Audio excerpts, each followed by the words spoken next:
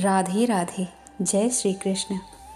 आज हम एक ऐसे विषय पर बात करने जा रहे हैं जो हमारी भारतीय संस्कृति का आधार है, सौभाग्य का प्रतीक सिंदूर।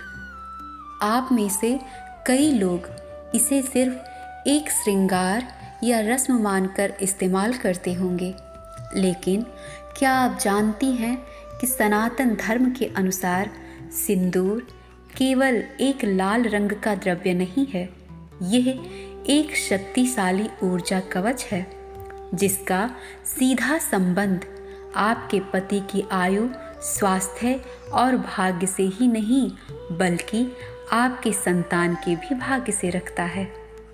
प्रसिद्ध संत श्री राजेंद्र दास जी महाराज ने भी इस विषय पर गहन जानकारी दी है कि कैसे स्त्रियों द्वारा सिंदूर के त्याग या अनुचित प्रयोग से उनके पति का भाग्य और संतान का भी भाग्य नष्ट हो सकता है। आज हम उस ज्ञान को विस्तार से समझेंगे।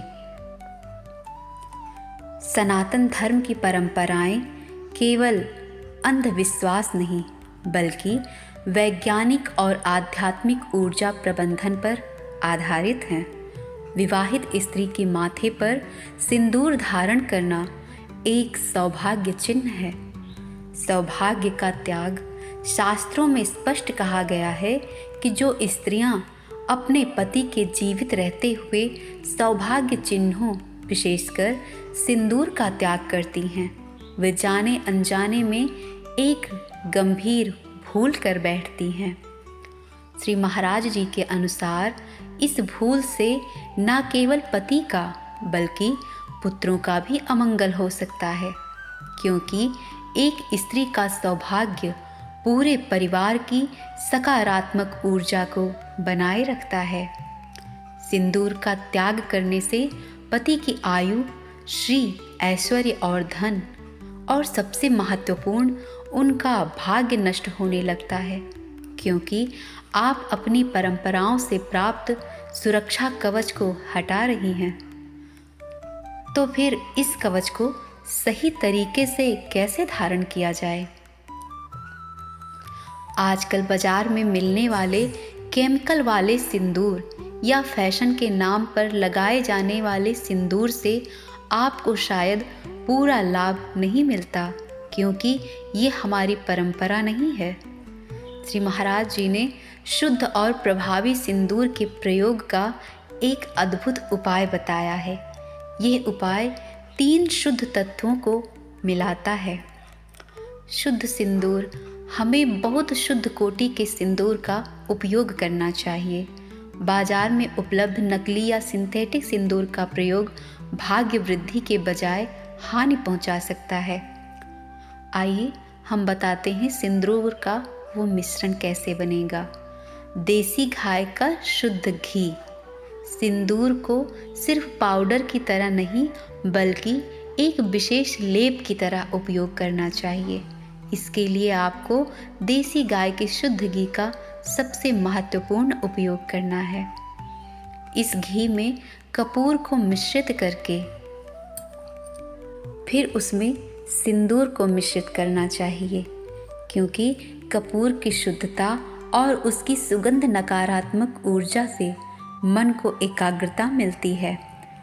शुद्ध घी, कपूर और शुद्ध सिंदूर के मिश्रण को अपने माथे के मध्य भाग में, जिसे ब्रह्मरंध्र का क्षेत्र कहा जाता है, अवश्य धारण करें। यह मिश्रण सिर्फ रंग नहीं देता, घी और कपूर की पवित्रता से सिंदूर की ऊर्जा कई गुना बढ़ जाती है, जो पति के लिए एक आध्यात्मिक सुरक्षा चक्र बनाती है।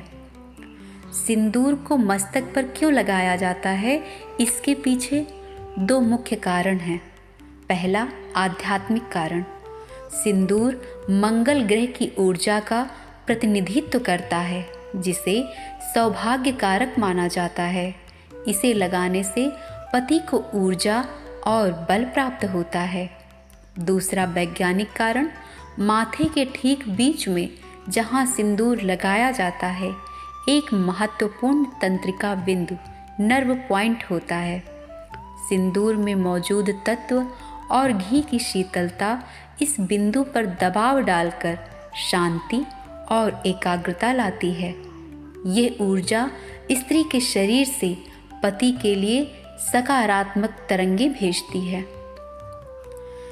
भारतीय सनातन संस्कृति में विवाहित स्त्री का सिंदूर धारण करना केवल श्रृंगार नहीं, बल्कि परिवार और पति के प्रति उसकी पवित्र निष्ठा और धर्मपरायणता का प्रदर्शन है। सिंदूर हमारी परंपरा है। हमें फैशन और आधुनिकता की दौड़ में अपनी मूल परंपराओं को नहीं भूलना चाहिए। सदैव शुद्ध सिंदूर को ही महत्व दें और प्रयास करें कि आप शुद्ध घी और कपूर के मिश्रण वाले सिंदूर को ही लगाएं। ये सिंदूर पूरे दिन आपके माथे से हटेगा भी नहीं और इससे कोई चिपचिपापन नहीं होता। हमें उम्मीद है कि यह जानकारी आपके लिए उपयोगी होगी। अगली बार जब आप सिंदूर धारण करें तो इसे केवल एक रस्म नहीं, बल्कि अपने पति की आयु, स्वास्थ्य, उनके भाग्य की रक्षा और अपने संतान की भाग्य रक्षा के लिए एक पवित्र कर्म मानकर करें। अगर आपको यह जानकारी महत्वपूर्ण लगी हो तो इस वीडियो को लाइक करें और अधिक सनातन ज्ञान के लिए हमारे चैनल कर्म वेदिका को सब्सक्राइब ज़रूर करें। राधे राधे।